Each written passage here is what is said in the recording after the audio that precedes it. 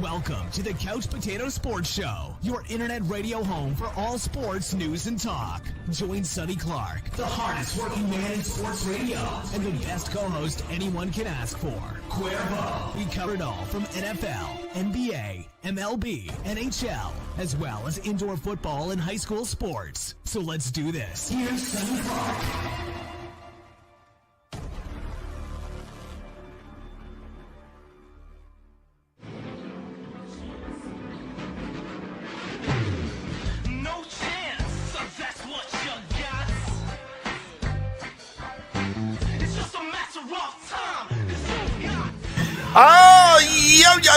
Oh, yo, everybody. Welcome into the Couch Potato Sports Show. It is me, Sonny Clark, the hardest working man in sports radio, as we are here on our Sunday morning tradition, of course, and that will go into afternoons when we do what we're doing right now. It is the off season of the NFL, so that's why we kick it off a little bit at staggered times. A lot of times to try to get CUERVO in based upon his schedule and what he's doing, sometimes based upon mine, but mostly CUERVO. And if he doesn't come on, we usually go on about noon, depending. But, I almost extended the show to about 3:30. See, guys that don't know, okay, I'm 55 years old. Yes, I'm 5 years from 60. Okay, so I'm getting up there in age, and I work a full-time gig, okay? And then obviously I do this, and we do sports radio, and we're obviously going to be doing play-by-play for the Saxy Mustangs right here in Saxy, Texas. I live on the outskirts. I live in Wiley, but we'll be calling those games. But at 55 years old, I don't know if I'm the only one. I don't think I am. Let me just kind of put that out there. I don't think I am the only one, but I'm at the age where even when I'm sitting in a chair, I can really kind of hurt myself. I mean, if I turn my foot, if I have my foot set and then I start turning the chair or something, like earlier today, I turned my ankle sitting in a chair. Okay, now, granted, I've broken my ankle many times walking. Okay, but now I'm at the age where I'm hurting myself sitting in a chair. I mean, so, it's one of those things where you start getting old and you start doing things and stupid things in it. But yeah, so sitting in a chair, twisting my ankle. Bryce, it seems almost stupid that it's there, but that's where it's at. But welcome into the show. I almost extended it, but I did it about an hour ago, and it was really hurting. So I just kind of strategically planned my desk here. So so if and when we go to commercial, I'll have to probably go to the restroom. So yeah, it'd be a little time. So it's a good thing that is set up. And I have things that can hold me up to where I haven't hurt myself. So yes, I have. Sonny has a cane. Sonny actually has a crutch as well. So I'm going to just make sure I'm a little bit, nice on my ankle so I don't walk around. Because big guys, we need our ankles, we need our legs, we need our leg muscles too. So that's where we're at. So I almost pushed it to 3:30, but guys, my mind and I'm just going to kind of lay it out here. And this did not happen, thankfully, because, when I was actually doing an outside gig. I was doing an outside gig about 3 weeks ago. And the gig with one of our sponsors, Melvin Bullet, the Bullet Experience. And I was out doing a gig, and I was noticing a lot of things about the kids that were there. And the thing was, it was called the Future Stars Youth Combine is what it was called. And I did interviews. I showed one of the interviews that I did while I was out there, and it was a fun gig. It was a kick-ass gig.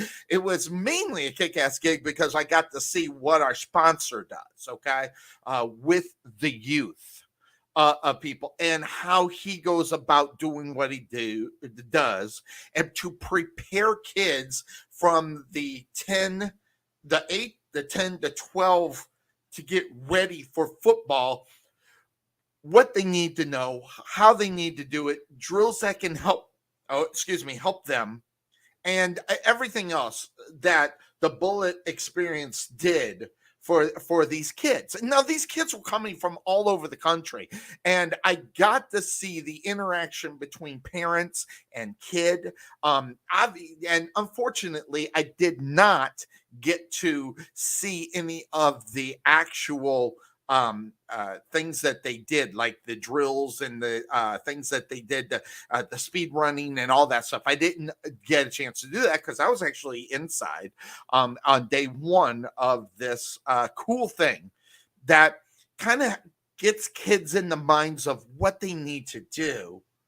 to move forward. And if they're going to be a football player, Melvin Bullet, the Bullet experience over at the Jerry Bullet Training Center, guys, I'm telling you right now, they prepare these kids. And day one was media day. It's kind of like a media day, which you can expect as they move up, going from high school to college to the NFL, if they go that route, or Canadian football, or even overseas.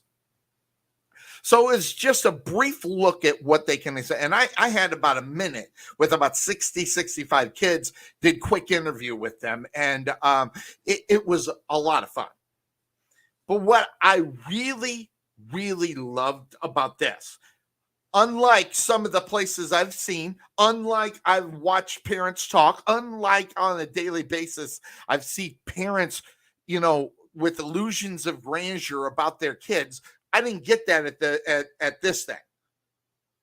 The Rising Stars Youth Combine that Melvin Bullet and the Bullet Experience put together. So I was happy about that because I didn't see those overbearing parents. I didn't see those parents that make you go, oh, Jesus, this poor kid. I didn't see that, which was really good. But guys, what I do see a lot sometimes when I'm out and about, when stories I see, you see the videos, you see parents that have lost their minds about their overbearingness, about how great their kid is. And I've seen this a lot, guys. I mean, obviously we do high school football, and I've been in many occasions to see parents act the way they act, whether it's football or basketball, and even to a certain extent baseball. And the illusions of grandeur sometimes that parents can get regarding their own child is really interesting to me. And when we go to the fact, and believe me, this is going to tie with a lot of things I'm going to talk about today. But when you watch this dynamic right in front of you, and I know as a 55-year-old, okay, I have been told that I wasn't good enough. I have been told you got to do this, and this in order to get better so you could do this. And guys, what I see a lot of, again, not at Melvin's place, because that wasn't what this was. That was a thing, and they would tell them what they were doing, how they were doing, and then what they need to do to improve on it. It wasn't, yeah, you're great, you're going to be a great middle school football player, a great high school football. No, this was a great combine from what I've heard on what they were doing. And the combine kind of picks them apart like a combine would at the NFL, or even to that point when you're going from high school to football, to college, I mean. But where we have run into a problem today is overbearing parents and delusional parents about the talent of their child. My brother said this, and I I laugh now, because it's so true. Sometimes the funniest things in the world that are true. And my brother was right, and this was true.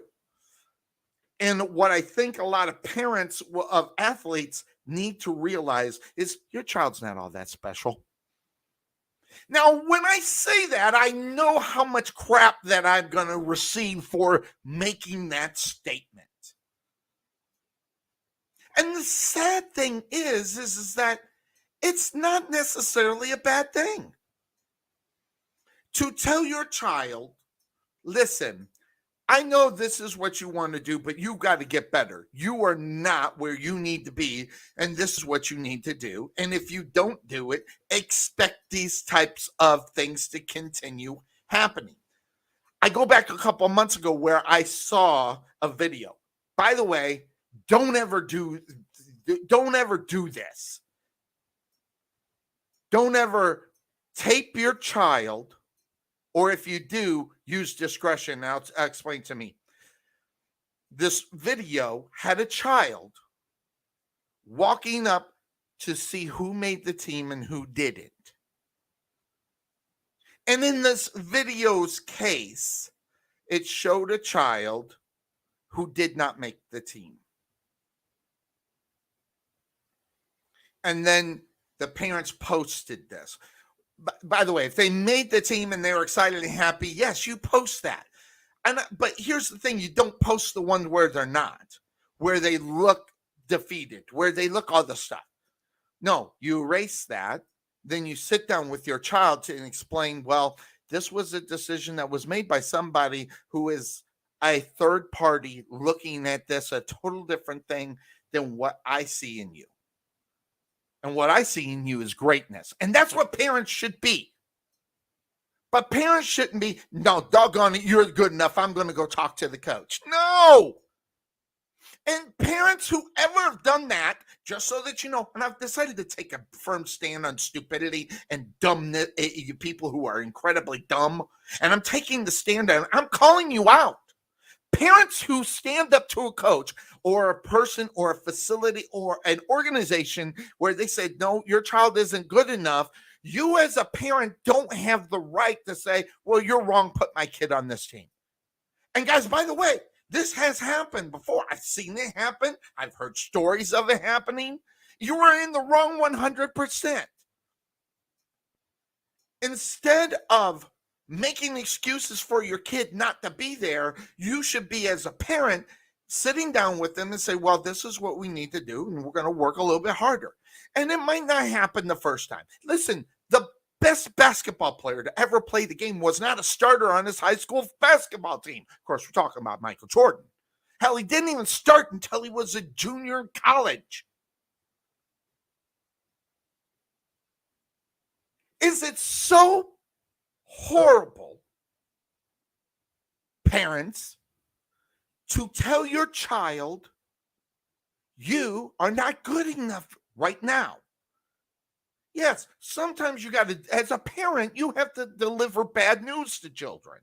And if you don't, or you make excuses, that's a form of a lie that you're telling your child.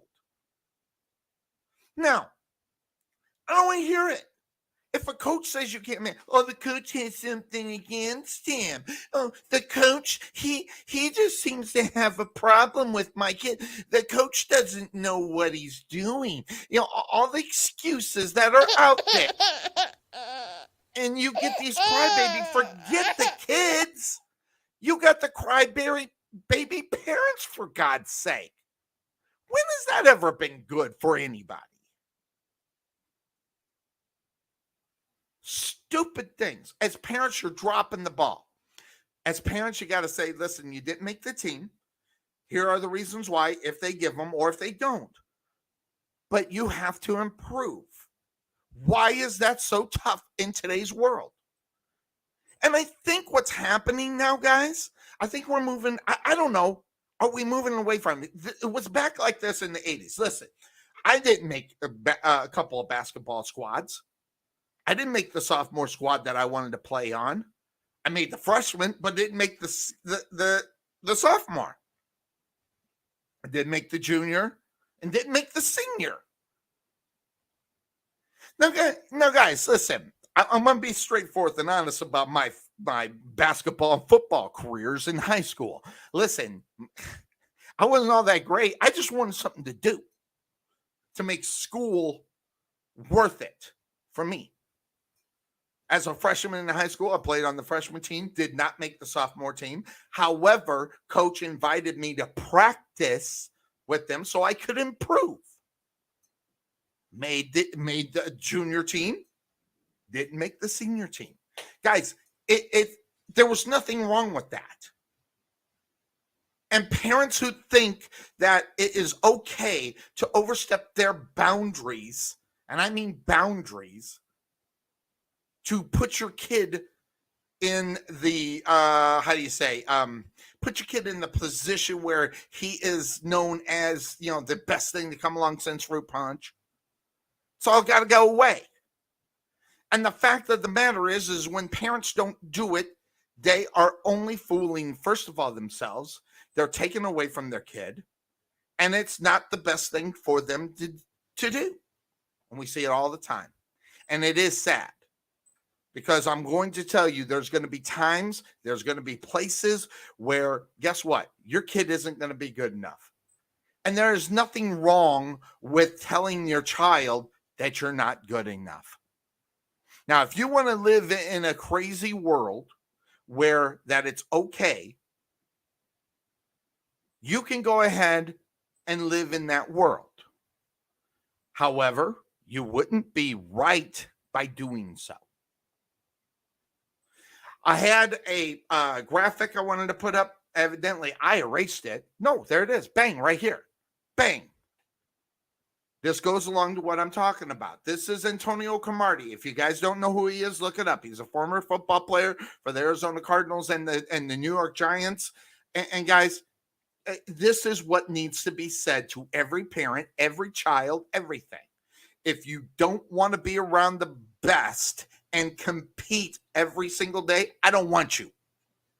What that says is that I want 100% from my kids that are going to come to my camps. Everything you get, you have to earn. And he meant to put the earn in all capitals. He started with the E, but earn. Guys, that's what happened to me. I was on the freshman team. I was good enough. In my sophomore year, wasn't good enough. In my junior year, I was good enough. Then I wasn't good. So, it's just one of those things. And Anthony, you are 100% right when you say you have to tell them the truth, but you don't want your child to hate you forever. I completely get it. But who cares? I'm sorry. I am one of these parents that I don't care if my kid likes me. I got to raise them, and I did raise two great kids, and I gave them the truth. And if they didn't like it, so be it. They can hate me. I don't care, because it's not my function to be liked by my child. My function is to parent my child. And we got a lot of people that don't get that, accept it, or want to believe it. And then he says, and I love what he says.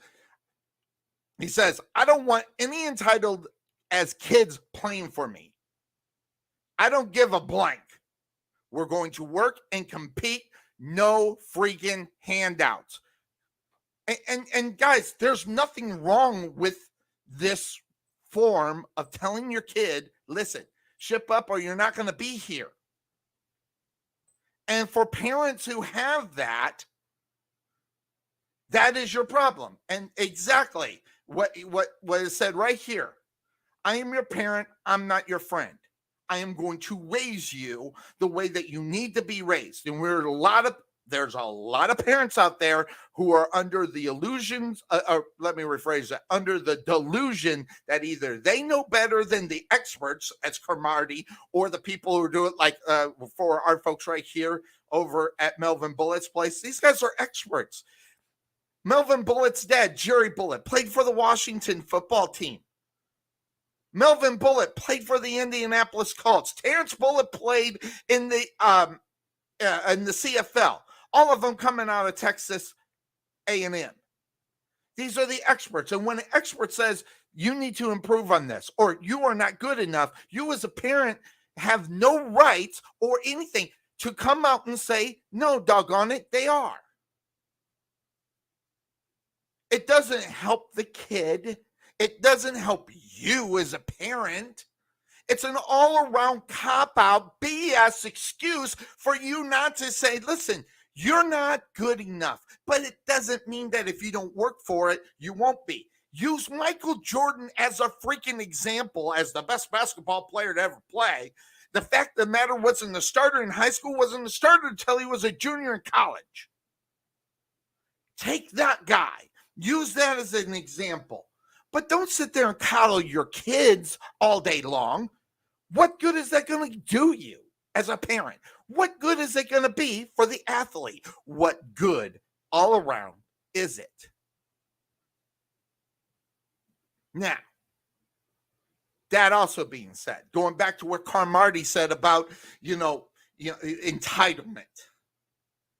There are a lot of football teams. There are a lot of basketball teams. There are a lot of parents. There are a lot of coaches that will feed their kids or athletes, whichever the case may be. Some have both. Feeding them BS or overfeeding them. Now, and guys, that's what's going to lead me into my next subject here today. Because I get messages all the time. Sonny, man, you have got some mad hate for LeBron James. And to a certain extent, I did hate, I guess if you want to call it hate, a displeasurement in him. Okay, first of all, ESPN started touting this kid in high school and putting high school basketball games on TV on ESPN.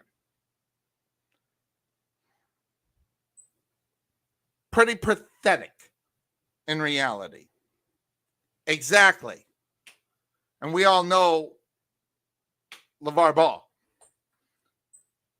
But LeBron James, they started throwing the delusions of grandeur of him on ESPN, which ESPN, I've criticized them for this for years, and I will continue to do it.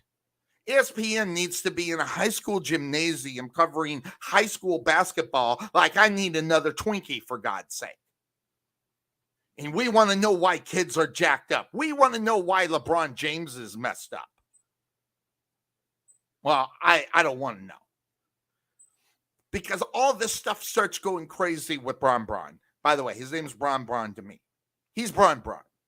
He's Bron because everybody has to listen to what he has to say because he's LeBron James. And that all started in high school. It all started with ESPN. It all started with the NFL and ESPN or NBA and then putting it together. It all started back there. So the fact that I think LeBron James is an entitled punk is no surprise to me based upon what I just got done going on the barrage here for the last 20 minutes. And guys, and this is where this comes from, right here. This right here, the smoke in the area. And I'm taking my talents to South Beach. This is the problem with Bron.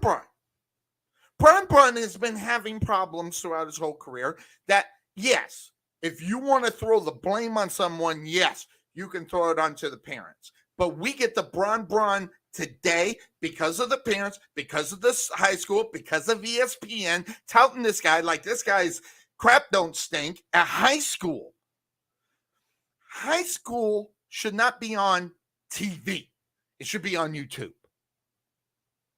High school sports have no business on broadcast. The Little League World Series should not be, and I know, you know what I'm about ready to say. That was terrible. Crazy knucklehead, terrible. But the Little League World Series should not be on. What? Yes.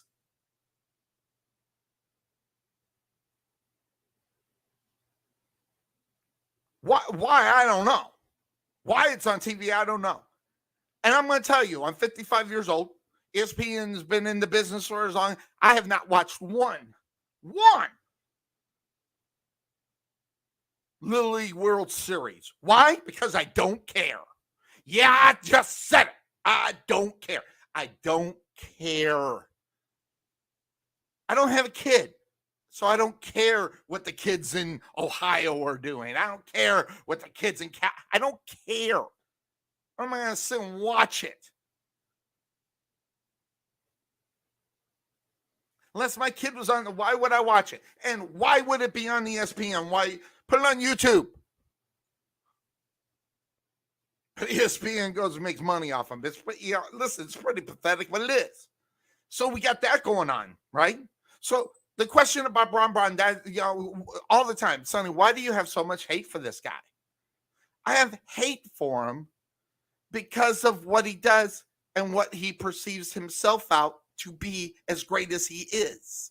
And guys, I put this up here, and this one's from CUERVO. I wish CUERVO was here. He's the one that sent this to me. And by the way, this is not even close. The LeBron versus Jordan, it's not even close.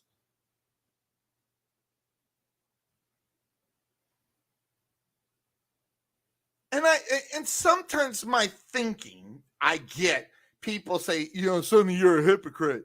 And look at Joe Montana. He was there 4 times. He won 4 times. Yes. Congratulations. It makes him great. But yes, I give credit to Tom Brady, who's been there 8 times, 9 times. Come on. You're there 9 times. How many Super Bowls has he won? Of course he's great. Now, guys, I'm not saying LeBron James is not a good basketball player. Okay, I've never said that. I would be a fool to say that. But his attitude and what he brings every single day is there. And you can say what you want right there. That is huge. But the other numbers make a lot of sense to me too. Top 75 teammates, he had 2. We all know who they were. The right-hand man, Scottie Pippen. Big time, big time, big time. And then, of course, Dennis Rodman. How many has LeBron had? He has 5. Seasons with 2 all-star teammates. 0 for 5 for LeBron. In other words,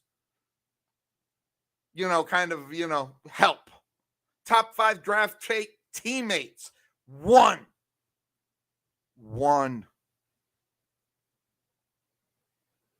Braun's had 21 and still can't even catch Jordan. Missed the playoffs 0 times. I'm not going to give this. I'm not going to feed on this one. Because, listen, the ones that Michael Jordan, he'd been in one and done many times. So I don't even give that to him because I don't care. But you do need to bring your team to the playoffs. And he should have done it with the personnel that he had when they didn't make the playoffs here this last year. 3-peats, 2.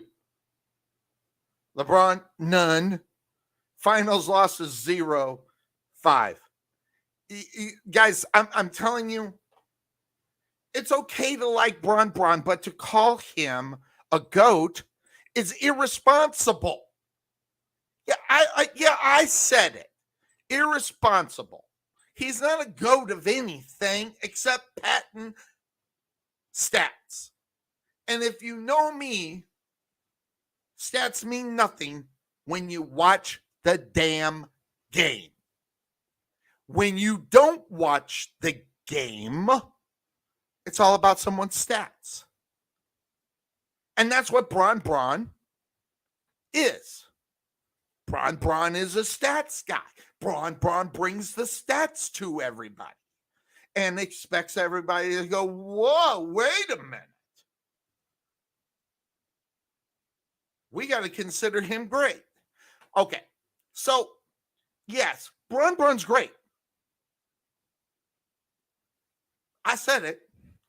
I don't think he's a GOAT of anything, But just because you're great don't make you a GOAT. It just makes you better than. I mean, I have him on 8th on my all-times list. 8th, and that's pretty high, I think. He still hasn't got about the bubble championship. I'm not giving him credit for. Just not.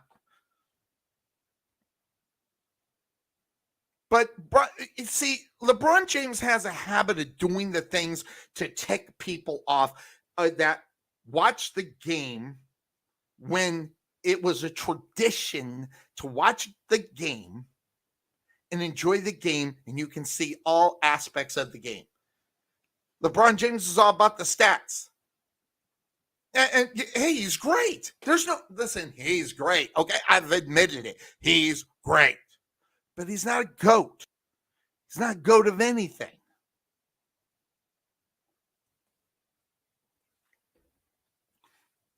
And then you have other guys that don't deserve the accolades that they're getting. You got Kevin Durant, all these guys, Kawhi, all these guys. They're good / great, but they're not GOAT of nothing. And by God, they want to know, and they want you to know that they think that they are these guys that should be able to have someone say that they're great. Way long before they've earned the respect, before they can get it. They want the respect first before they prove it. And how many players have we heard about that do exactly that? Many. Why are we catering to the average or above average or pretty good player? Why are we catering and why are we watering down the word great? This is what the young people have been doing. Watering down the word great. And everybody's supposed to fall over him. LeBron James is a pretty good player, but he's also about another thing that's probably more important than him. And that's okay because I love what he does with his money. And I'm just going to say it right here. Give him all the credit in the world and give him credit where credit is due. For LeBron James, no one beats him off the field or court. This guy, what he's doing just with the high school is enough for me to make him the GOAT of that. But that is not what makes an NBA All-Star or Hall of Famer. Now, that also being said, LeBron James is a Hall of Famer. I'm not going to sit here and say this. He is one of the best. When you're one of the best within the top 10 of anybody that's done it, then you're there. And that's all around, by the way. That's not just one stat. Listen, LeBron James has got a lot of stats brought down. He's won the championships. You got to make him one of the all-time greats. And if you don't, you hate him. And I don't like him, but I'm not going to sit here and say LeBron James doesn't deserve to be in the Hall of Fame. Even with the BS that he does. And this right here, I wanted to put this up because this actually just made me mad. LeBron James, Bron, played in a D-League game. 2 of 13 from the field, missed the late free throw. They would have get and clinched the game and putting it into overtime. And the thing says some things never change. That's coming from Skip Bayless, who is the biggest LeBron James hater ever. But parts of me agree with what he just said. But the biggest part is why is LeBron James playing in a D-League game? What? To kind of make himself look good or have the fans and people like me lose respect for him? Okay, it's not about him playing in the D-League game. So let me just clarify that. It's stupid, but it was what he said afterwards, folks.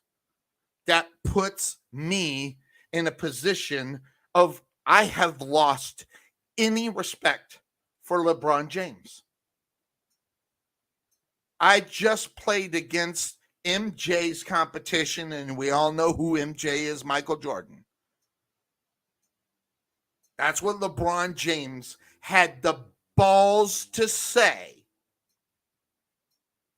I just played against Michael Jordan's competition.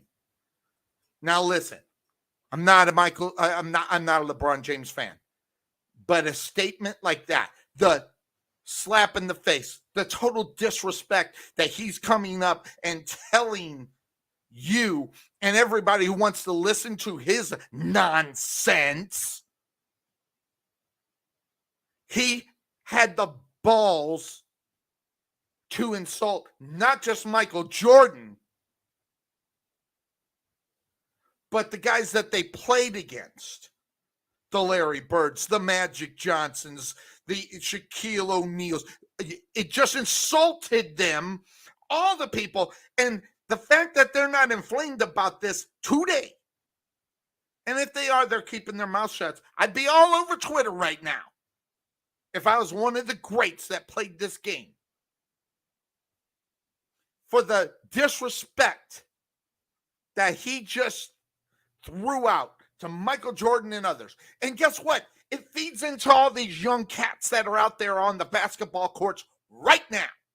Why? Oh, because guess what? They just can't keep their mouths shut. Their mouths are beginning to run, and it's pretty pathetic. And they're allowed to do it because no one calls them out on their BS. And you got guys that are insulting the guys that they couldn't even carry their jocks.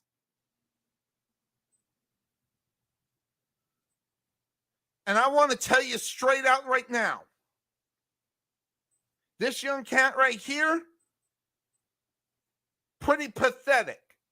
Now, I had the slide. I don't know where the slide is. I thought I put it in order. I don't know where the slide is. But this young cat says that he could cook Michael Jordan and he would just be average amongst today's games. Listen. That is such a slap in the face. Says that he would just be average. What? Bryce, I know. And for someone to state that, and Michael Jordan's answer is great. Cook me some pasta. I would dog walk him like the Chihuahua he is, and he's right. He could probably do it right now. He could probably school this young punk. And I say punk because of lack of respect of the greatness and the great of all time, Michael Jordan. Now, I'm not saying there are not good players in the NBA today, but their hollowed heads have been, the brains have came out of when they drilled in the sides of their heads, their brains started gushing out because they don't even know what the hell they're talking about.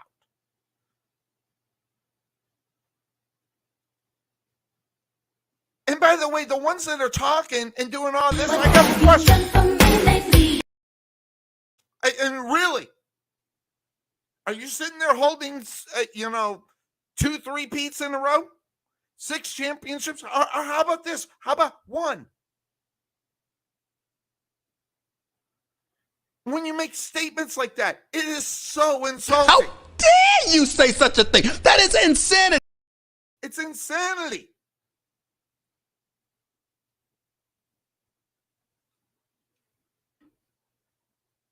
Telling you guys, I've never seen, it's a bunch of crap. This stinks. This is total BS. It's the dumbest thing I've ever read. And listen, it's getting harder to even read online or any articles because of the lack of respect for Michael Jordan. Guys, you just got to.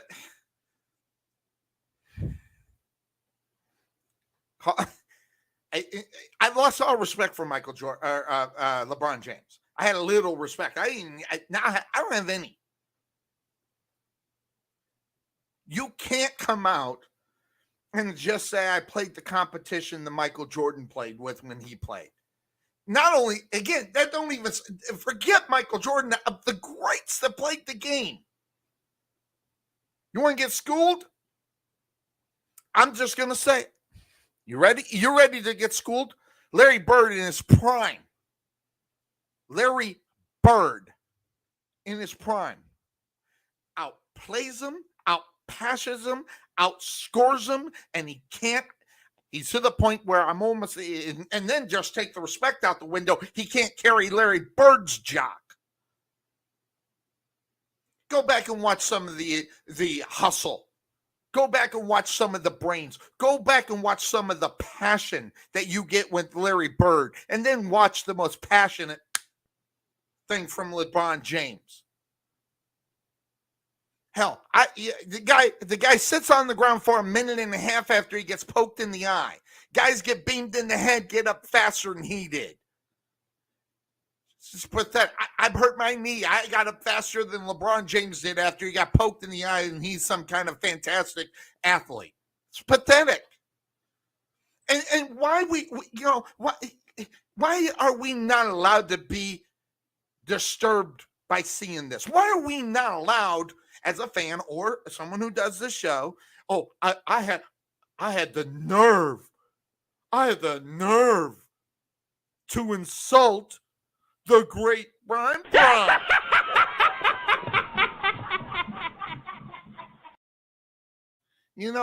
Sometimes, I just got to put it up and just say, just stop it. Just stop it. It's pretty pathetic. And by the way, now I'm getting to the point where it's just, as I'm sitting here listening to this nonsense, that no one's calling these guys out. So I'm going to do it. And if they ever want to come on the show, which they won't, I'll prove them wrong. And again, guys, I'm not saying there are not good players to ever play this game. Because listen, when you score 2,000 points in the season, congratulations. But the most points that are going on, look at this, active points, some great numbers here.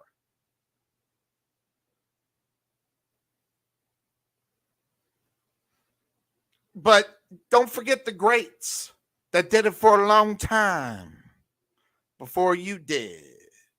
And as many times as they did. Because not only were you slapping the face of Michael Jordan, you were slapping the face of Karl Malone, Kareem Abdul-Jabbar. And by the way, just so that you know, I might even put him one spot behind this guy. Tim Duncan, 18 seasons. Never had a losing season. Went to the playoffs every single year he played. He played behind the Admiral and took over when the Admiral retired. Every season in the playoffs. And he's a 5-time champion in this league when Kobe and Shaq were there. Now, you could say whatever you want, but LeBron James can't even carry Tim Duncan's jock. This is pretty sad. The slap in the face that Michael Jordan, or that LeBron right now is doing to the legacy of these NBA players that made it possible for him to make the $1 billion he's made is so insulting and pathetic that the fact that no one's called him out on his BS is amazing to me. And I'm talking about the players. Again, guys, look at these guys. Most seasons with 2,000 points in a season. Braun's on there.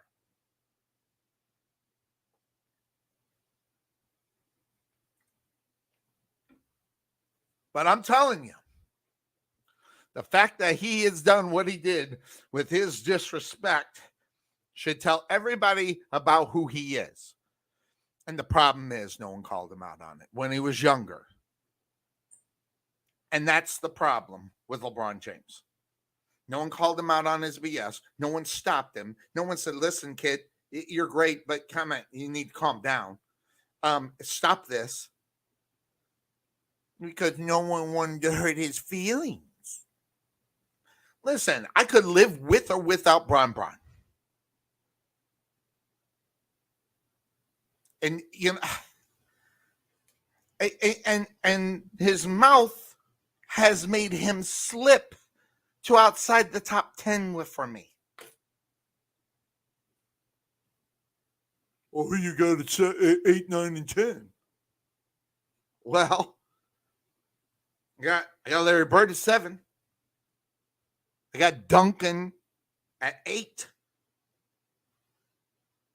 Got Pistol Pete at 10. And don't forget about Pistol Pete. If he's anywhere, he's 10. If he's not 11, and I know I can find someone that I think is better. Why? Because guess what? You can be one of the greatest scoring stats guy ever, but as soon as you start disrespecting, first of all, the former players to make it to where you're making the money you're making, the players that you probably couldn't even carry their jock in a game on one-on-one in their primes, the fact that you disrespected the whole NBA legacy because you played with the competitive level of Michael Jordan when you played in the it is one of those comments that you can't come back, at least with me. Everybody else can be fooled by his BS. Everybody can forgive him for his BS, but I'm not going to forgive him now. I don't even have him in my top 10 because I lack respect for him. Many players now that I'm going to probably put in front of him. Yes, he's a Hall of Famer. You can do that all you want. If you want to call him one of the top 10, you can go ahead. I think he slipped out of the top 10 just by his comments. And listen, if your legacy cannot be brought in to say how great you are, and you compare him to today's G League, someone, and I know who said it. It just slipped my mind. It's almost like him being behind the keyboards here.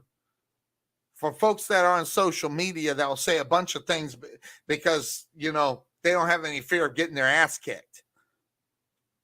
One Mike Tyson said that. But Bron believes this stuff. Bron can't get out of his own way. But his mouth, when it opens up and says that I just played against Michael Jordan's competition, forget the lack of respect for Michael Jordan about the guys that Michael Jordan played against and their respect. And this is the reason why LeBron James cannot be in my top 10 in the all-time best in the NBA, because I lack respect because of that statement. And again, I'm not following up on what was said, who said it by what, but if there is not an outcry from Karl Malone, Kareem Abdul-Jabbar, back in the day, it was Isaiah Thomas, and all these guys that played who are Hall of Famers before he is, are not out just blasting this guy. They're doing themselves an injustice. So I'm going to speak for him because they might be a little bit more classier than I am. But Bron and his antics, all right, it's not doing it for me. I'm not following for it. I'm not gonna get in there and because even by making that statement, okay, I know I'm smarter than that something. and that alone tells me a lot about him. And it tells me a lot about his See IQ. that's your IQ, buddy. 0. And I'm telling you right now. But he can't get out of his way. Why? Because that's what I do. He puts himself in this position. And everybody falls over him. I ain't doing it no more. I was actually a kind of a LeBron. I try to explain him and everything else, but the statement that he made after he got done playing a G League game has taken me over the edge. I can't come back from over the edge. I was just holding on. My fingertips were just on the side of the cliff before his words just stomped on I'm done with him. I can't defend that much stupidity coming out of his mouth. I can't defend that. There's no defending it because it's just stupid. In fact, real dumb to say something like that. And I know all he was trying to do is one. Real. He's not even doing that. This is total BS. I can't get on the LeBron James bandwagon anymore. I can't even defend him. Skip Bayless is the biggest hater in the world about him, and guess what? His words just proved Skip Bayless right. And listen, I'm not a Skip Bayless fan by any stretch. In fact, I thought he was probably giving it too much to LeBron James. But maybe I was wrong. Because I happen to be wrong sometimes. But I think Skip Bayless might be right.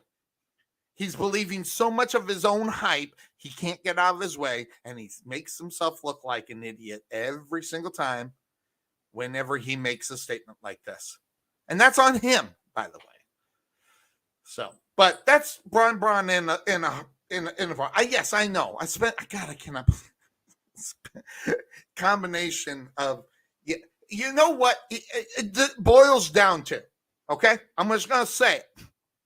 And I know that people ain't going to like me for saying it, but God, these are kids that need to be spanked when they're kids. It's just not. These are kids that needed to be spanked and hard. I don't know. Probably shouldn't say it, but my God, I'm just so tired of it. And when we come back here, I got to take a break. But when we come back, I got something else I'm just so tired of. And it goes along the fact that, oh my God, they're falling over a guy because he accomplished one thing. Yeah, I'm going to say it. One thing. And my God, oh my God, one of the greatest of all time. Yes, if you're a watcher of this show, you know where I'm going. But I'm going to go there anyway because I solidified more proof while I'm right. And I know some people say, Sonny, why don't you just give it up? No, I can't give it up because I'm right.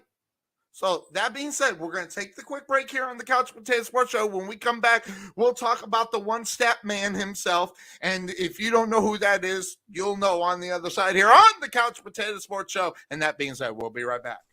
At Wesson General Contracting Incorporated, we're your one-stop shop for all your general contracting needs. We are locally owned and with over 20 years of experience, so roofing, gutters, sidings, fence staining, painting, foundation problems, or roof damage are no problems at all. Give us a call at 214-200-5588. That's 214-200-5588.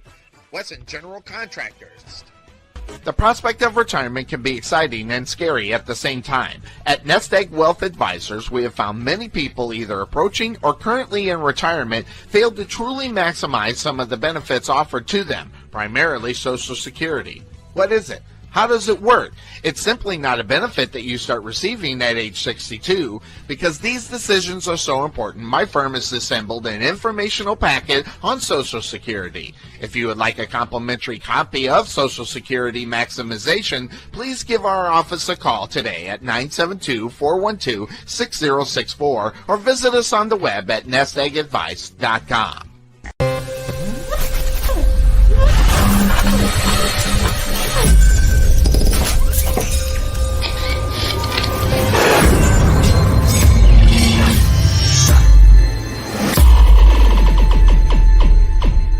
Jerry Bullet Training Center, we are a motivated team of coaches with the mindset of helping you achieve and reach your highest goals.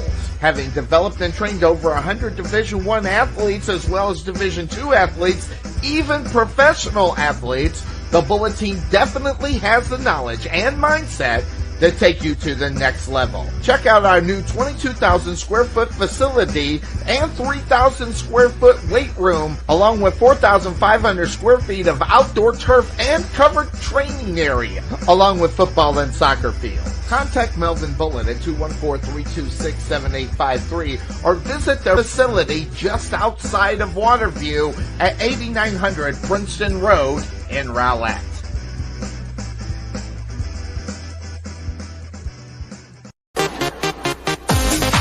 Being taken for a ride? Check out Casso Insurance, serving Texans since 1981. Bundle your home, auto, or business insurance and save a ton. Casso Insurance on the corner of Main Street and Rowlett Road, where we make insurance fun. Or check us out on the web at CassoInsurance.com, where we always have the coffee pot on. Yeah, but is it fresh?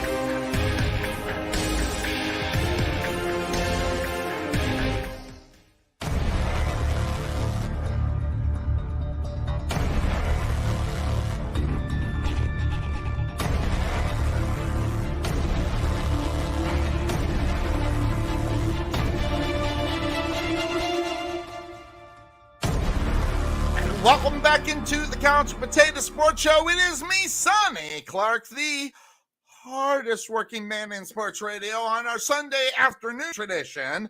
Our Sunday morning tradition starts on week number 1 of the NFL, where we'll go from 9 a.m. to noon, right up to kickoff, sometimes even spill over, through the first game, depending on what we're talking about and how it goes. So you'll be catching that. Off and on, we'll be having in the off season, as you've seen, we have staggered schedule, but we'll let you know when we're going to be up on air. As today, 12:30. Actually, thanks for joining us for the first hour here on the Couch Potato Sports Show. As we move on to another thing that I'm just tired of people talking about, and a lot of people are probably saying, "Sonny, I'm a little bit tired of you talking about it on the other side." But as much as I'm so tired, we have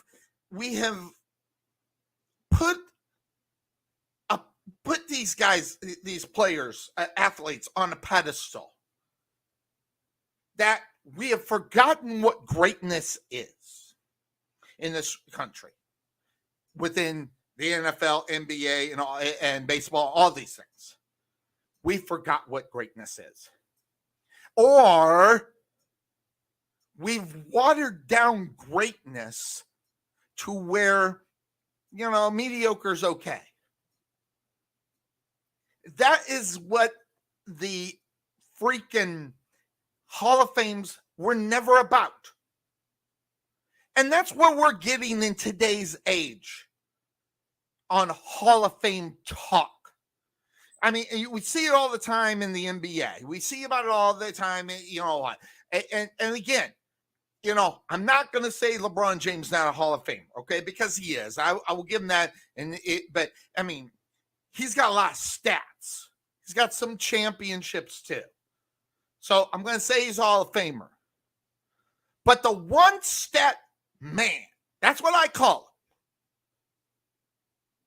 I'm just hearing more and more talk as we move, obviously, towards the Hall of Fame game, and you know, more and more talk that it's almost impossible not to hear about the one stat man, Frank Gore. The one stat man, Frank Gore, that's going to end him up in the Hall of Fame. Yes, I'm saying that he's going to make it. Okay? Because I know that number is enough to blindside all the people that vote.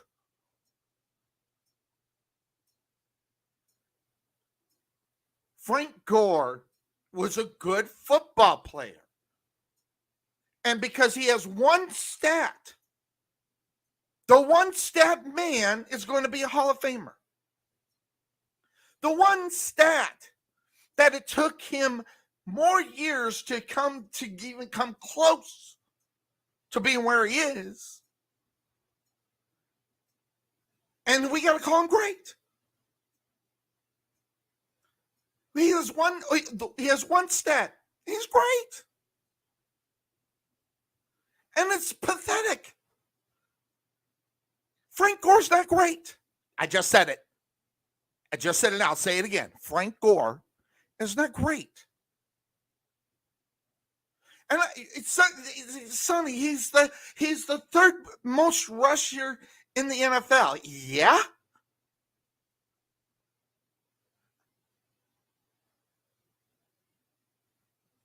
Who cares? He took 16 years to do it.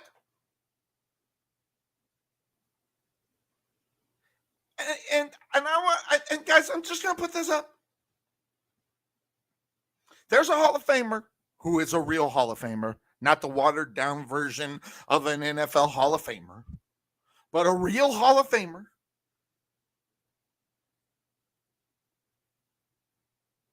Barry Sanders played 10 seasons in the NFL. 10. And when people were thinking about Barry Sanders and thinking about All-Pro, thinking about how great this guy is, but not good enough to be selected for an All-Pro team. Never was selected to a Pro Bowl. Never had, but here's the thing, guys. Never had fewer than 1,100 yards in the season. Never had fewer than 1,300 yards from scrimmage in a season. But yet, we see those numbers. First of all, go, why someone wouldn't have them, and I don't know about that number. But I'm going to tell you. And listen, there's Todd Mintz. And I'm going to prove this to everybody, Todd. And I'm just going to show. I'm just going to show it. And I'm glad you brought that up because it is a point. And I know people are sick of me, but this one here, you know, the Hall of Fame. Listen, there's some greats in there. My all-time favorite player, Walter Payton, is in there.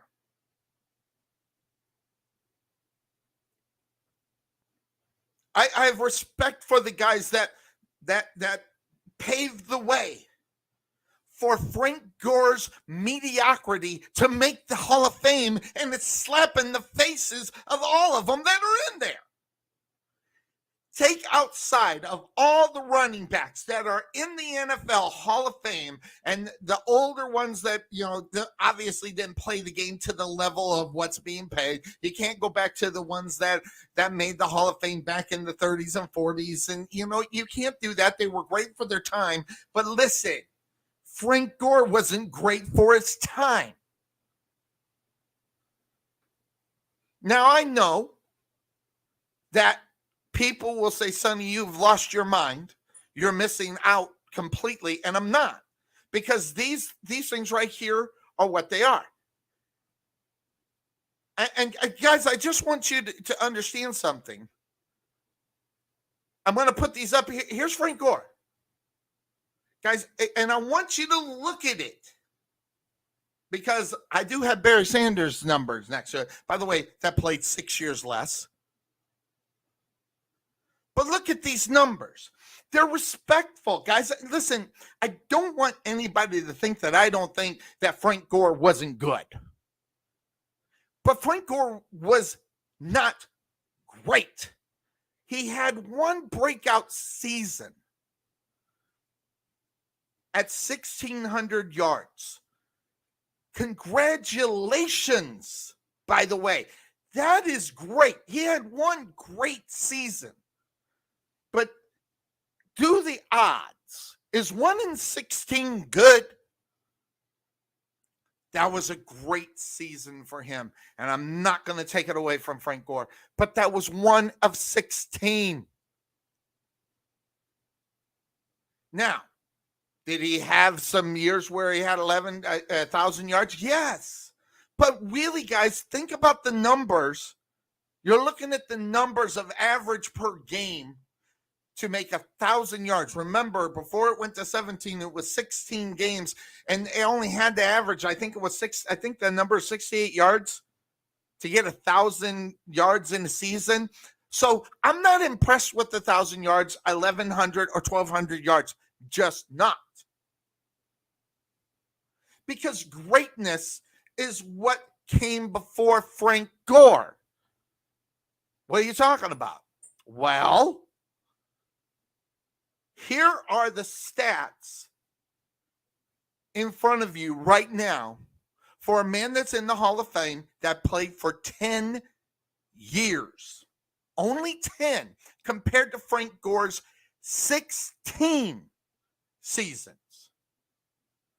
And by the way, if Barry Sanders played one more year, he would outscore the 1,600 yards. He would only need 770 yards or 730 yards, 31, to tie Frank Gore where he is at 1,600.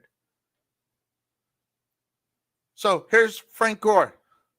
Whoop, wrong one. This one right here. Frank Gore, 16,000 yards. Congratulations. That's in 16 years. 15,269 yards for Barry Sanders in 10 years. 99 rushing touchdowns. How many did Frank Gore have? Keep pushing the wrong button. Frank Gore had 81. 81. Rushing touchdowns. 81 rushing touchdowns. 99 in 10 years. Averaged 9 touchdowns a season. Do the math. How many touchdowns did Frank Gore average? 4. They don't. Yeah, it's 60 yards a game.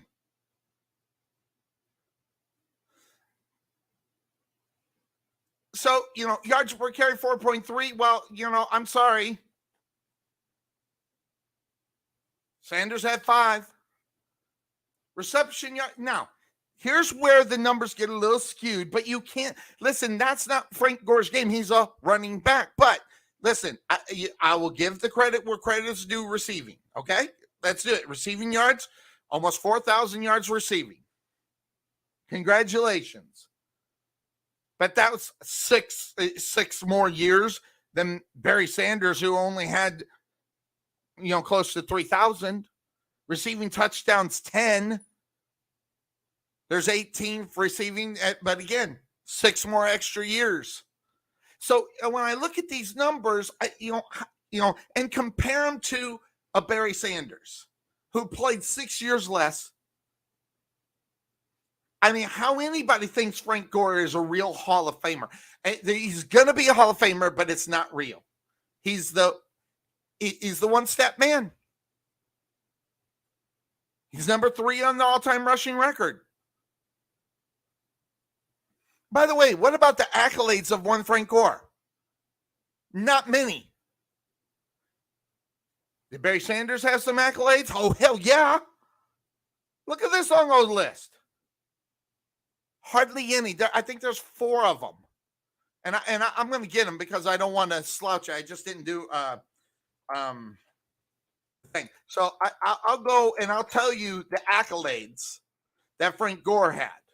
And I'll leave up what Barry Sanders has, and you can look at it. But the accolades. He was a second team All-Pro one time. A second team All-Pro. One time. 4 times for Barry Sanders. He was a 5-time Pro Bowler. Congratulations. Listen, 5-time Pro Bowler, that's huge. I'll give him that. 6 times for Barry Sanders, and again, he only played 10 years. He was on the 2010 All-Decade team, and so was Barry Sanders for the time that he played. He won the Art Rooney Award and a national championship. That is it. And look at what Barry Sanders did in 10 years. See, what Barry Sanders did was great. What Frank Gore did was good. Most valuable player, 97. Didn't see that on Frank Gore's list, did you? 2-time Offensive Player of the Year. You didn't see that on Frank Gore's list, did you? Rookie of the Year. Did you see that on his? 6-time All-Pro. 6 out of 10. The other 4 times he was second. Rushing touchdowns. The rushing touchdown leader in 1991. Frank Gore was never a rushing leader or touchdown leader. He wasn't the rookie of all time. He was on the 100th anniversary of all time. Not for the 2000s like Frank Gore, but of all time. His number's retired. Is Frank Gore's number retired someplace? No.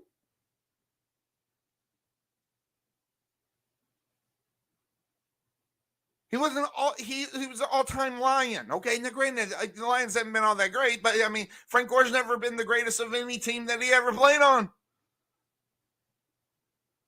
Heisman Trophy winner. Frank Gore never won the Heisman. Maybe I'm wrong about it. Let me just check that. No, I don't see Heisman on there. The Heisman Award, the Maxwell Award, the Walter Camp Award, the Big 8 Conference Player of the Year in college, unanimous All-American, second team All-American, first team Big 8, Oklahoma State Ring of Honor.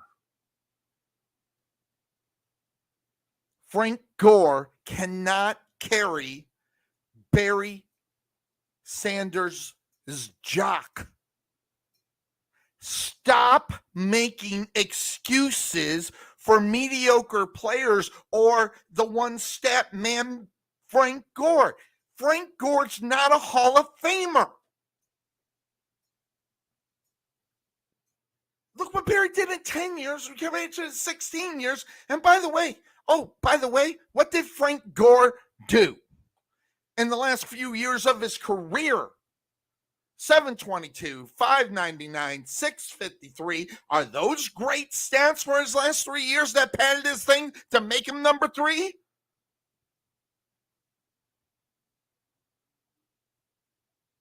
The last 3 seasons, he had 4 touchdowns.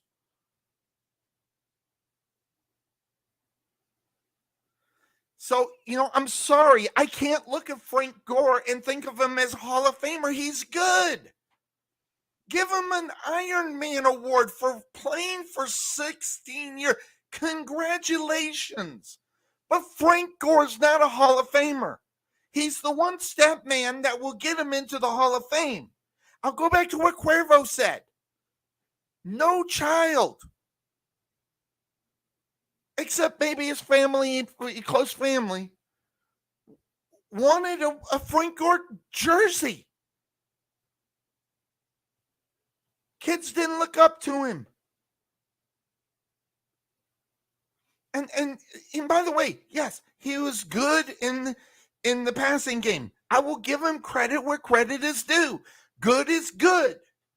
But great. Why do we have to water down greatness? The one-step man is going to make the Hall of Fame because of being a one-step man. And I know my brother doesn't agree with me here. He just thinks he's number 3. He should automatically get in. But he doesn't take in consideration he played for 6 years longer. Oh, why should that matter? Well, why should it matter? Bron passes Michael Jordan. How many years extra did it take for LeBron James to get past Jordan? Oh, but we can't take that in consideration for his greatness. Guys, you look at the numbers right next to each other, and they look like they are the same. But Barry Sanders played 10 freaking years, and I made the typo. It was 16 years for Frank Gore. And you just can't tell me Frank Gore is a Hall of Famer. Especially when he gets 6 extra years, especially in the last 6 years, he hadn't done anything worth a damn. Even who cares that he played for Miami, Buffalo, and the Jets? Who cares? The last season, if you want to call 961 good, is when he played for Indianapolis. Then the year before that, 1,025, and then year before that, 967. So he's got some 1,000 yards. Hey, but that's not great. The watered down, one-step man, Frank Gore's going to make the Hall of Fame. And it's really, in reality, a slap in the face to all the ones that are real Hall of Famers. There are a few in there at the running back position that should not be in there. The one from Denver slipping my mind. I don't necessarily think he's a Hall of Famer either. Terrell Davis. He's not a Hall of Famer in my eyes. I want greatness. Put in a wing for one-step men like Frank Gore. And I'm not a believer in the simple fact of the matter is that he's number 3 on the rushing list he should be in. No. Not at all.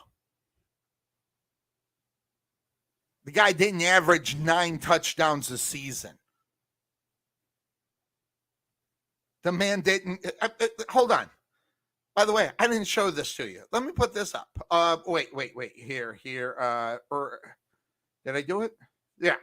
Look at these numbers. Look at this. Look at the greatness that is here in these numbers. 1,400 is a rookie. 1,300, 1,500, 1,300. There's an 11 in there. You only played in 11 games that year because he got hurt.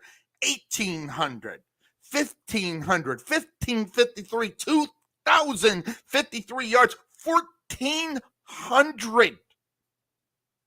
He never rushed for less than 1,100 yards in a season. And when he played more than, let's see here, when he played at least 15 games, when you look at the numbers, you look at the less number of 1,352. That was his less. That's his second worst. Those numbers are great. Frank Gore did not have those numbers. He had some 1,000-yard seasons. He had a few 12, but that's not great. It's average. And when you do it for 17 years or 16 years, it's really average.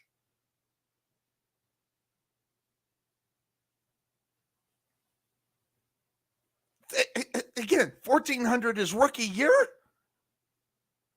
1,300, 1,500, 1,300, 1,800, 1,500, 1,553, 2,053 yards. By the way, did Frank Gore ever get a 2,000-yard year? No.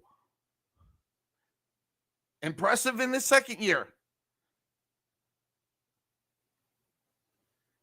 1,200 does not impress me. It really doesn't, especially after you look at what Frank or Barry Sanders did throughout his career. You just can't look at those numbers and tell me that that's great. You can say it's good, and it's fine. It's good. It's not great. And guys, the reason why I'm doing this, okay, because next week, as we move closer, there'll be another one that'll try to compare, and I'll bring that one in. I'm going to leave Gore's stats there, and then I'll bring in the other stats of the ones they're talking about that he's supposedly better than.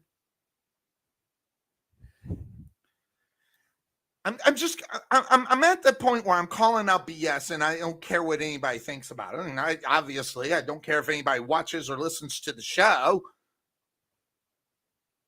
But I'm telling you, I know what greatness is, and it's not Frank Gore. And if you think Frank Gore is great, then you don't know football. I'm just going to say it. He had 3 good years. 3. And it's 1,100 and less. And believe me, 1,100 doesn't impress anybody, and it shouldn't impress you. It's the watered down version of greatness that everybody wants to do because, wow, he's number 3. It's pathetic. Frank Gore's not even, listen, Frank Gore, outside the old ones, like I said, from the 60s before the running backs, different era, different type of football. But since the 70s and up, he's not even the best running back that has ever been put in there, except, I can't even say Davis, because Davis probably was better. I haven't really looked in that one, but he didn't play a lot of years either. How about being the worst of his era? The worst running back of his era to be in the Hall of Fame. Well, at least he's in the Hall of Fame. What do you call a doctor finishes last in his class? Doctor, so he's a Hall of Famer. I don't know. I just, and again, if I missed it, I missed it. But I don't see greatness in him. And I'm tired of not being able to tell them that he's not great. Listen, I'll stand in front of him and say, if I ever stood in front of Frank Gordon, I know the guy's a boxer, as long as they say no one doesn't, I tell him he's not a Hall of Famer. And if he don't like it, tough shit. I'm tired of giving false greatness to guys that don't deserve it. And by the way, just to let everybody know, there's this show, has some of these old players on it. I forget the name of the show. I'll remember it in just a moment. Now, here, I can put it up there. This came out this last week. This was on The Pivot. That's the name of it. They have like 3 football players, great players, that played the game, good players. Yeah, great, talking football. And they bring this guy on, Jamarcus Russell. His quote in here, that says, if you're going to call me a bust, then put the biggest on that motherfucker. Okay, you're the biggest. How about that? Okay, you got it. You are the biggest bust I can think of. Compared to the money that you got, Mr. Russell.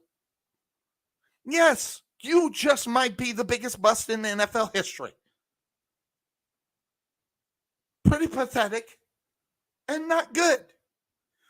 And listen, if I got to call players who are not good to get them on my show, screw them. I don't want them on the show.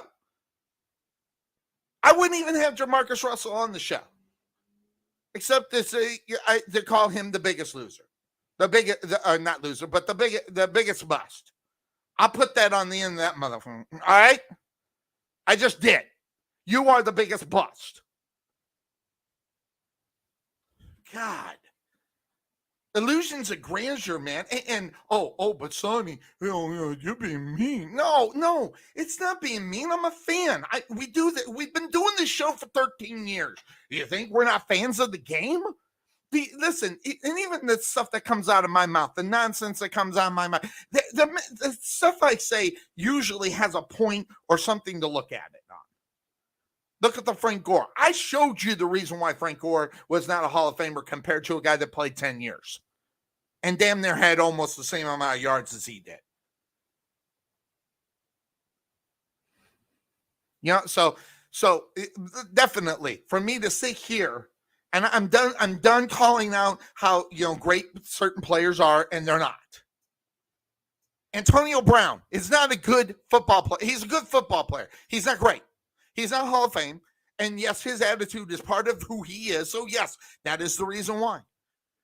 If he wasn't just a jerk, I could look at Antonio Brown and say, look at the body of work here. Hell, Terrell Owens, who is a Hall of Famer, and listen, Antonio Brown can't even carry his jock. Because he makes a lot of noise, and there's certain people that thinks he's great, but his numbers don't prove it. Antonio Brown, a Hall of Famer? By attitude alone, the answer is no. And I'm sure if I could look up the numbers, I could probably approve it even by the numbers. But just his attitude alone is the reason why he's not even a Hall of Famer. Lots of crap going on in the NFL. And guess what? And guess what? The team that allowed the nonsense, the Houston Texans, the Texans know they're in deep crap. I would love to know the number they paid out on this one. The Texans have reached a settlement with 30 women who have alleged sexual misconducts against the Browns' Deshaun Watson. So now you have the team who employed him saying, this is not good. Listen, your team don't even believe you. That's because they know they are in connection to this. They know that's part of it. They wrote up the non-disclosure form to send out to him. I mean, listen, they did everything but say, go do whatever you want, Deshaun, we'll cover for you. And it costs them wherever that settlement is.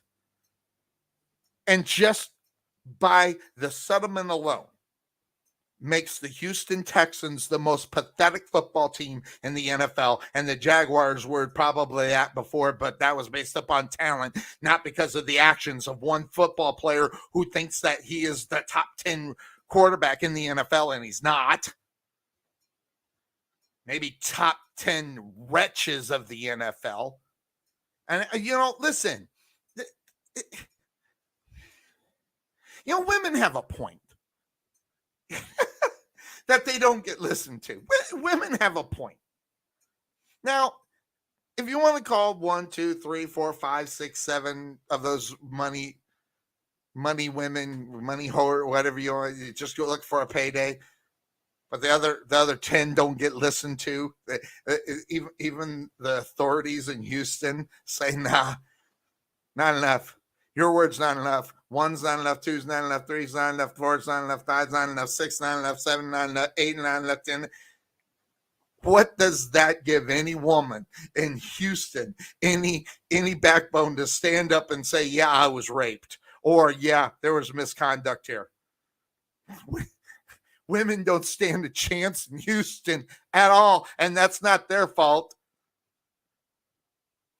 It's sick. It's disgusting. And the NFL, you're right, doesn't respect women. Houston doesn't respect women.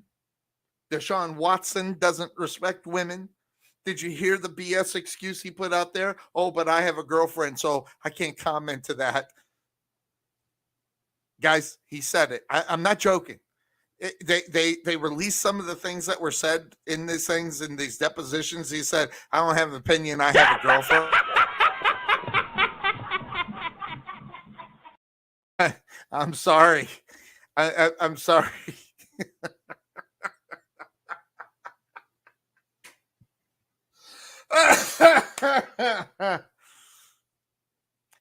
guys, by the way, I don't know why. I don't know why the women are not backing these women up in Houston and taking this right to the NFL. Those women should actually go after the NFL as well. Because you want to talk about dropping the ball. The NFL has dropped the ball big time up on this whole thing. Why did it take so long? Why are we still even talking about Deshaun Watson? If you're going to suspend him, because they already did it. They did it last year. They thought this would go away. And guess what? It didn't. And that's backfiring on Roger Goodell, because I think this is a backroom deal between Houston, Deshaun, and the NFL. And don't play him for the whole year. And this is the reason why he's going to play, guys. He's going to start. I'm telling you right now, Deshaun Watson's going to start week 1 or week 2 or 3 or 4. They might give him that automatic 6-week suspension they give all of them, because and then they'll bring it down. And then you'll see him before week 6 of the NFL. I'm telling you right now, Deshaun Watson will be the starter for the Cleveland Browns before week 6 in the NFL, if not week 1. Yeah. He did all this while he had a girlfriend. And it's, by the way, his attorney isn't helping him with his girlfriend either. He's saying, there's nothing wrong with getting a happy ending. I'm going to guarantee. Now, I'm not the most intelligent man on the face of this earth, but I'm going to tell you that most women are not going to be satisfied with, oh, well, he just got a happy ending. I'm sorry, it's not going to happen. Most women are they're gonna have something to say about that. In reality, they're gonna say there's something wrong with the logic here, and we just can't help it happen. But here's the problem: the reason why he was getting away with it, and the reason why Houston was doing everything, Because that's what I do. What they do, they cover it up, and they've covered it up for as long as they can. And the problem here, women are dropping the ball here, and I'm saying this not in a disrespectful way, but women need to get behind those women and make more noise than what's going on, or this thing would have been taken care of a long time ago. And by the way, it's the first woman's fault that it got to 22, because if the first woman went up and said, what you want? And then went to the police, this wouldn't even be an issue that we're talking about today, about Deshaun Watson, to give him the opportunity to do it to 23 others. And if you don't want to believe the number, believe at least 15. Women, oh my God. Women should be in a complete and utter uproar. Never mind the Roe versus Wade, but this situation here, they're going to believe millionaire athletes and billionaire white boys and not pursue it. It's pretty pathetic. But again, I'll throw the blame on some of the women. And the first woman that this, hey, wait, what? That was their fault. But for it to go on and go on and go on, it's unbelievable. Exactly, 30. Where'd the other 6 come from? Good point. But no, nothing to see here. Man, the Houston authorities should be ashamed of themselves. What did they just tell every woman in Houston? 1's not enough, 2's not enough, 3's not enough. A guy can go and do whatever he wants. It's just... it is really tough to be on this show, to be me, because listen, you're not going to hear this kind of stuff on ESPN, Fox, or whoever with there, because I'm just going to tell you what it is, and this is just garbage. There's a percentage, put the percentage of pie of responsibility on this, and only maybe 5% of the responsibility of this getting to where it was is on women. The other 95% are on Deshaun Watson, the NFL, and the Cleveland Browns. It's pretty pathetic. And also throw in the fact that Houston authorities didn't think there was enough evidence. I told you this was going to happen. I did. I came out and said it straight. I told you so. I told you so. I told you so. I told you so. And he's going to be starting before week 6. Listen, I bet you he doesn't. Listen, I'm saying there's at least a 50-50 chance that he's going to play week 1. Deshaun Watson because of last year's backroom deal, and they forgot to put it to bed, and it stayed up all night and stayed up all night. Now it's all tired. Now they can't get it to sleep. It's just like, God. The whole thing is just dumb. Real dumb. Real dumb. It's not just dumb, it's real dumb. And it's sad. But again, the NFL is looking out for their own deal. The NFL is looking out for themselves. And it's real sad that it has gotten to this point, but it has. So what do you do? What do women do?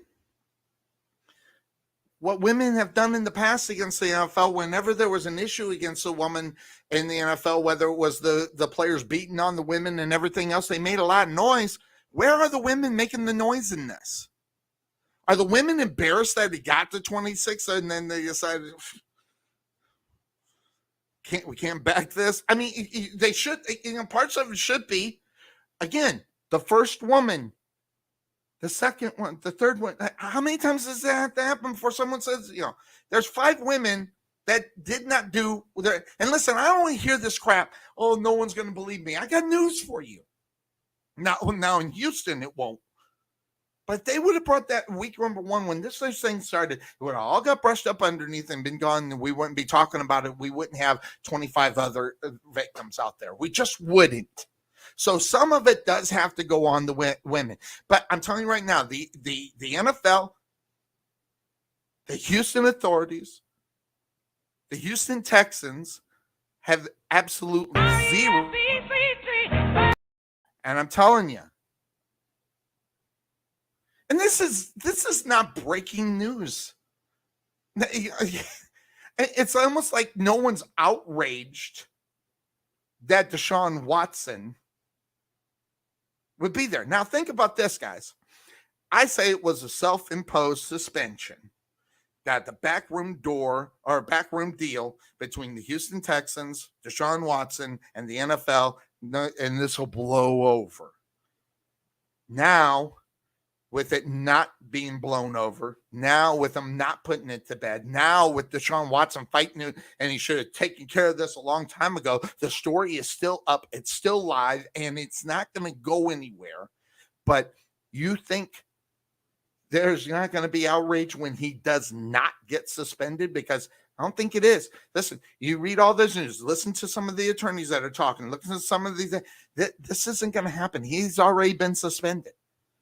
And that's why the NFL is fighting this thing so hard, is they already imposed the punishment, didn't make it official, so now they have to do something official because they did not take care of their business in the first place. Now, you can call me conspiracy theorist all day long, but I'm telling you right now, guys, this is what happened.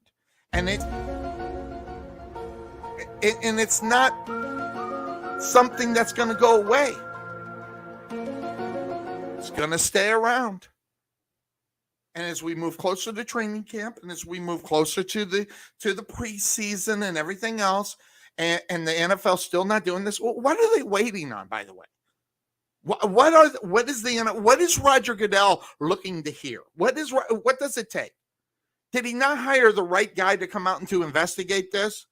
You think if they hired Michael Wells to go back and do this, and the folks that don't know about Michael Wells, all you got to do is go back and look at the situation regarding Tom Brady and Richie Incognito and all that. Why didn't they bring in Wells to take care of this, to move it the way they want it to and get it all done, put it to bed? They hired the wrong investigator.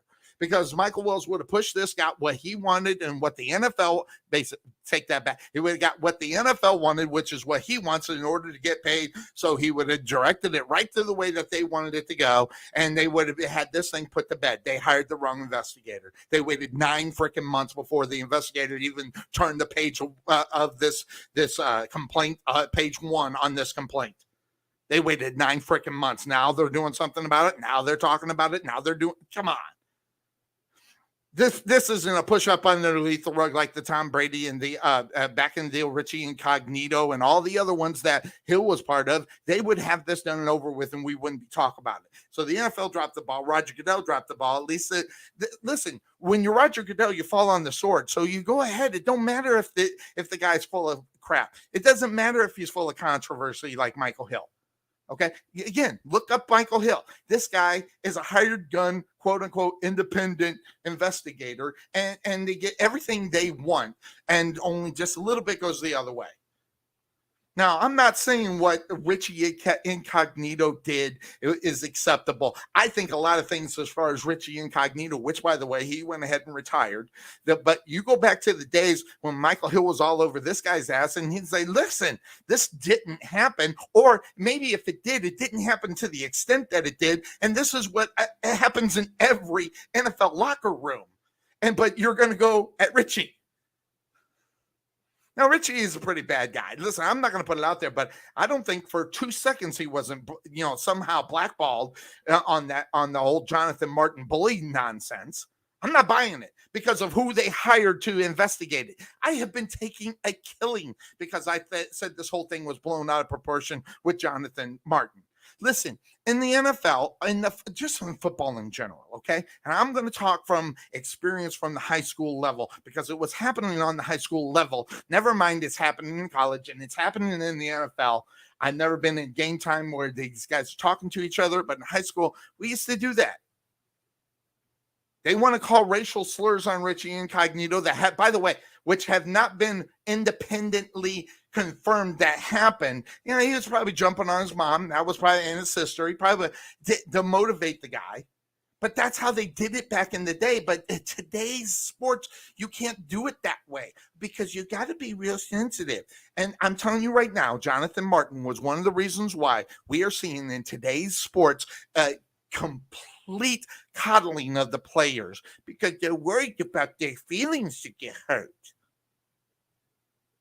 Why don't we just hold them up to standards? And that's what, depending on what you believe. And, I somewhat want to believe Richie Incognito because there are many in the locker room that like this guy, including the ones, that they said he was throwing racial epithets. And I also got people, confirmed reports that he didn't throw racial epithets at him. Now, did he jump on his mom and sister? Yeah. But it wasn't racial. It is the childish bull crap that motivates certain players to play better. Call a guy. If you call a guy that plays football, a homosexual slur, believe it or not, that does motivate him. I'm not saying it's right. It just does. It just does. And if you don't want to face the fact that is what happens, you can go ahead and do that. And you can believe it all day long. I'm telling you it happens. Again, I'm not condoning it. I'm telling you it happens. Would I like to be able to do it? But I'm telling you right now, someone did it today in a locker room in the NFL thing right now. Exactly what Richie Incognito did to motivate players to play football at a high level. I don't condone it. I just know it's happening. If it happens, you hear all this stuff. This is not new. So Richie Incognito, he goes ahead and he retires. By the way, those that didn't think that Richie Incognito was going to amount to much after this whole thing happened, no, he just went on and played 7 more years in the NFL. Okay. And brought home $1 million paychecks, more than millions of dollars paychecks. Boy, they tried to blackball him out of it, but there was no real standing proof because there were people on the side that, said that he said racial epithets, and the people on the other side backed up Richie Incognito, said, no, he didn't. So, it is one of those things, I guess you're going to have to be, kind of, you got to be careful who you believe and everything else. But, man, when you got a bunch of them saying something didn't happen and they're not being heard, but the ones that say it did happen, they get more clout. I don't know. It is what it is. News that has happened. In Dallas, the Dallas Cowboys are coming up a lot, and there are a lot of fire. And I'm going to call BS out on this. And by the way, if anybody knows anything about this show, I hate the Dallas Cowboys. Love Dak Prescott. hate the Dallas Cowboys. But the Cowboys right now are facing criticism because they partner up with a coffee company that's called Black Rifle Coffee. No one ever had a problem with Black Rifle Coffee before this stuff happened down here in Texas. And I get why someone might get upset, but you want to talk about a knee-jerk reaction? So anybody or any company that has the name gun, rifle, or anything in their title, they cannot make a deal with the Dallas Cowboys because the Dallas Cowboys have to worry about perception. They have to worry about if someone's going to say something. They have to worry about by being part of this. Listen, last time I looked, Black Rifle, and coffee didn't kill it. The combination here, I don't get it. Is what I'm saying. So we have to ban every company that has the word gun, any type of gun, Magnum. So no Magnum condoms that can advertise. That's bad because that's a Magnum gun. Can't do that. You can't be in association.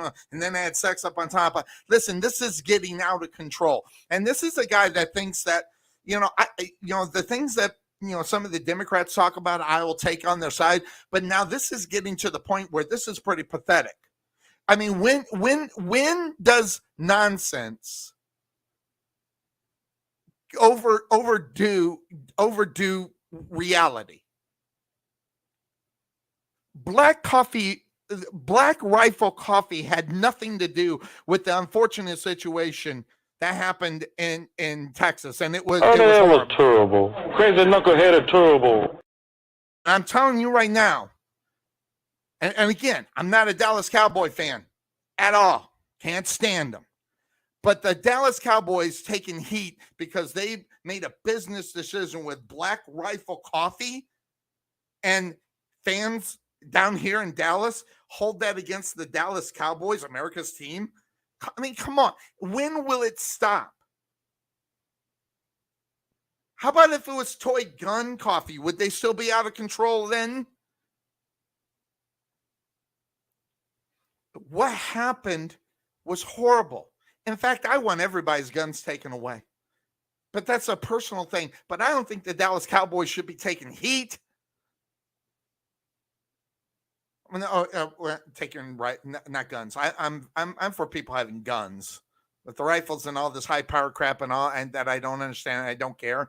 But I wouldn't mind seeing those go. But listen, there's an opportunity there for Black Rifle Coffee to make money, to be in association with the Dallas Cowboys. It was a strategic plan. It wasn't something that they said, we're going to insult everybody with the name of our company and go with America's team. That would bring a limelight of exposure on us, but we can't do that. What happened down there in Texas? We can't do that. Come on. Black Rifle Coffee did not do anything. And the Cowboys and Black Rifle Coffee should not get any criticism. And stop it, guys. You're taking something too far, and you're just making yourself look incredibly dumb. I just don't get it. Maybe it's me. It probably is, guys. I'm one of these guys. I just use that simplistic mind. And most people would think that I would have a problem with what the Cowboys did. So no, not one bit. I don't even like guns. I don't like rifles. I don't like any of it. But they're not responsible for what happened down there. It's just so dumb. Anyway, speaking of dumb, I mean, okay, that was probably a horrible lead-in. But listen, by the way, Odell Beckham Jr., I am so glad he is a Super Bowl champion. And maybe it's because maybe we can just stop talking about him, but at least that's what I thought. Now here he is. Odell Beckham Jr. claims that he played the whole back half of the season with the torn ACL, but indicated that they didn't tear his ACL in the Super Bowl. But yet all reports came out that said that he did. So, he's either a lying sack of garbage, which is probably the case, or he's just trying to keep his name out there so maybe someone will sign a damn contract so he can play next year, but he can't prove that he can play because he's still under doctor care for an ACL tear. Jesus, I mean, God, can we get any more dumb? Speaking of dumb, I mean, okay, wow. Oh, wonderful. And Bears fans should be pissed off right now. There's how many wide receivers that were out there, but yet here's your wide receiver core, you Chicago Bears. Hey, you got the guy from New England. I mean, come on. Harry's good, but and look at this. I'm going to tell you right now, when I look at the names, I see Justin Fields as the quarterback, and I see the wide receivers. I'm asking myself who these guys are on most of them. I only know the rookie because he was a rookie and he was in the thing, and we just recently had that. Cole Knight, it was irrelevant.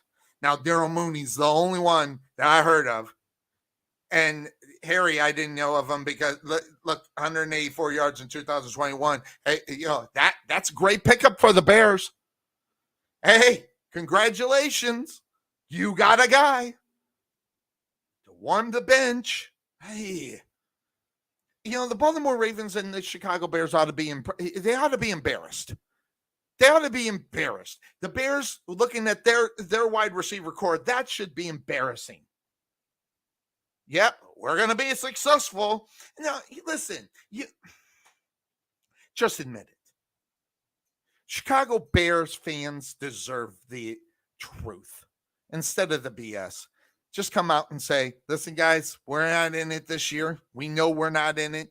We're just going to go out. We're going to get some guys, see what we can get with this guys, and then see what we can do to improve and try to get better in year 2 and 3 underneath the new regime. I want to hear that more so than, hey, that's a great pickup. Because it's not. And the Chicago Bears should be embarrassed about their wide receiver core as they're going into a season, which, by the way, you can say whatever you want, okay? In the NFC North, it's Green Bay Packers, right? But second place is wide open. And what did you do? Not even with the how's Justin Fields going to feel next year after he throws for maybe 2,000, maybe 2,500 yards and has to rush his head up and get his head blocked off on the sideline because he has nobody to throw to because they can't get open because they have no talent. And then Justin Fields going to get knocked out. And who are you going to go to as a backup quarterback in Chicago? The Chicago Bears, and listen, I'm a Bear fan. And I don't even think CUERVO. This is an embarrassment. You're going to go out there as far as an offense is concerned. This is embarrassing. And listen, I thought this GM was supposed to be great. Oh, but you're going to let him go to year 2 or 3? Why don't make a move? Why can't you make a move? Baltimore Ravens, why can't you get a real wide receiver? And I know Jonathan hates me for saying this, but why can't you go out and get a real wide receiver for a guy? You want to know why Lamar Jackson isn't signing any damn contracts? It's because they're not showing they'll do anything to, first of all, protect him, or second of all, get him a weapon. And this is the reason why the guy hasn't signed a contract. He's acting as his own agent. His agent is going to look out for his bottom line, which is the 10%, not Justin Fields or Lamar Jackson. And listen, Lamar Jackson has been outspoken about everything that he has done from college on. I'm a quarterback. I'm not a wide receiver. I'm not switching my positions. Congratulations. But what has the Ravens done to help this guy be successful at the quarterback position? Nothing. Have they had the opportunities? Absolutely. And the guys that they picked up in the offseason are not good enough. Here's the deal. You get someone out there that has a ton of talent that can help Lamar Jackson be a quarterback. He has signed the contract. But I'm telling you right now, Lamar Jackson feels like the Baltimore Ravens are not doing what they need to do to, first of all, help him, protect him, or most importantly, get a weapon so he doesn't have to run and be an RG3 Cam Newton, head case. And what I mean by head case is a concussion syndrome quarterback, because they're about ready to line him up in that. Now, he's smart enough to get out of bounds. I got to give Lamar Jackson credit. He's like, screw this, I'm out of bounds. He doesn't take very many hits. But that doesn't mean that he won't.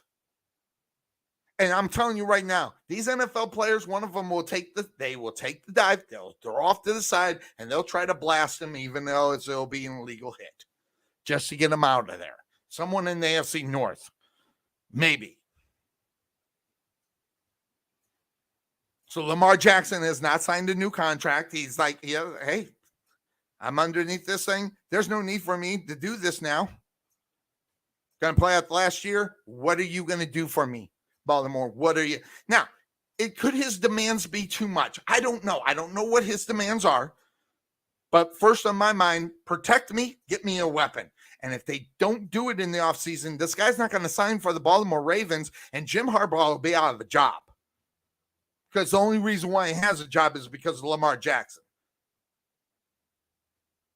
So Jim Harbaugh needs to get up into the front office and listen, dude, we're about ready to go down.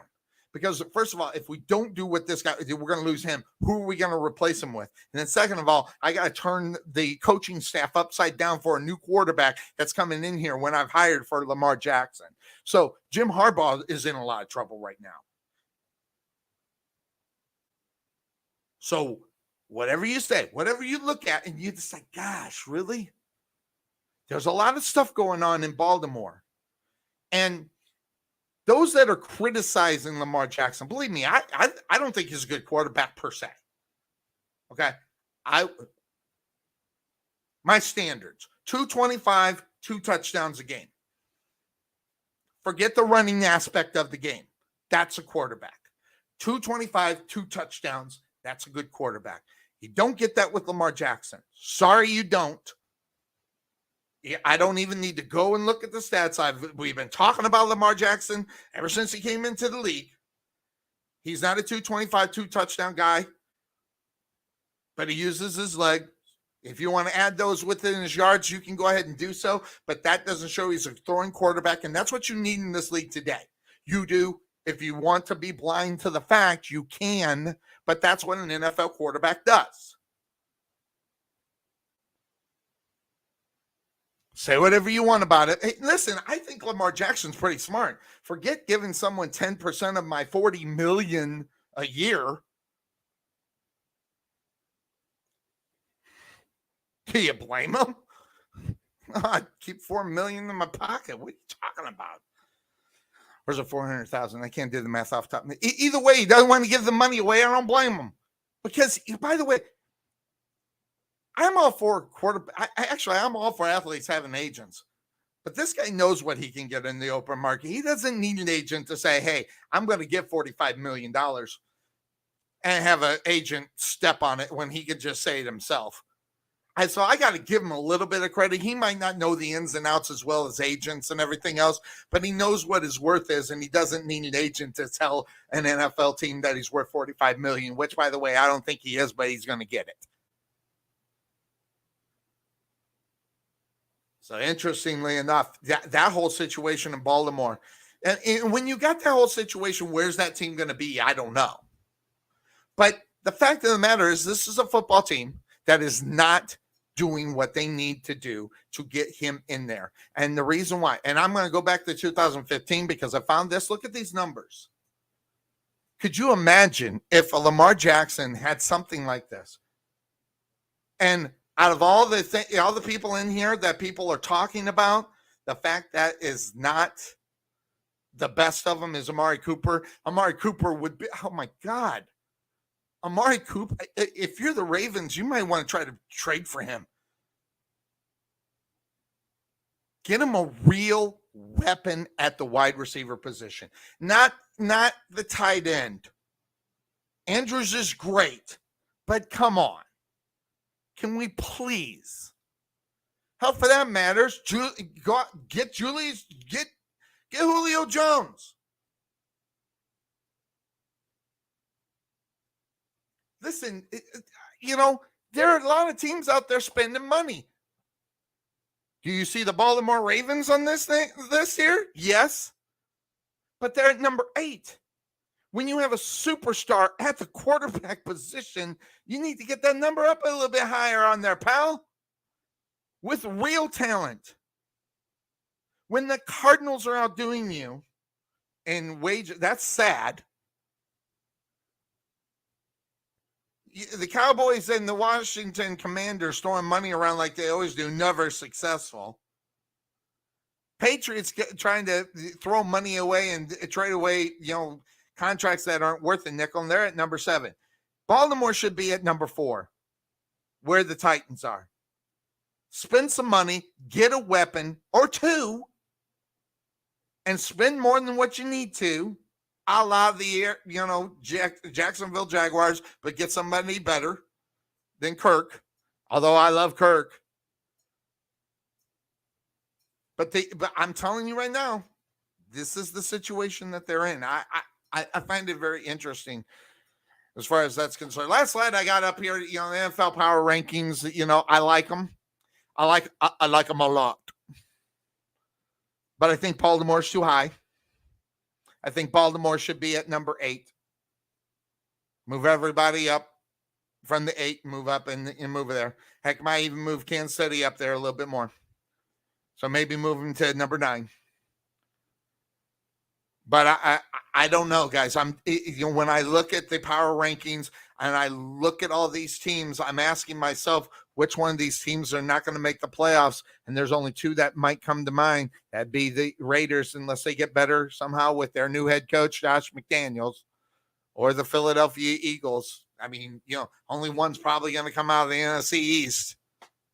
And it could be the Dallas Cowboys if you believe the hype of what they are. And I don't know what I believe about the Dallas Cowboys, but it sure isn't too much up on top of it. But, it is what it is, guys. So it's the NFL. And, you guys, we didn't have CUERVO. He's flying. But guess what? The last week, we get CUERVO, and we're going to get him 4 weeks right in a row as we're going to start our look at the divisions of football. We're going to start in the NFC and AFC West, go south, then north, then west. 4 straight weeks, 2-a-days of the divisions on where we think these teams will end up.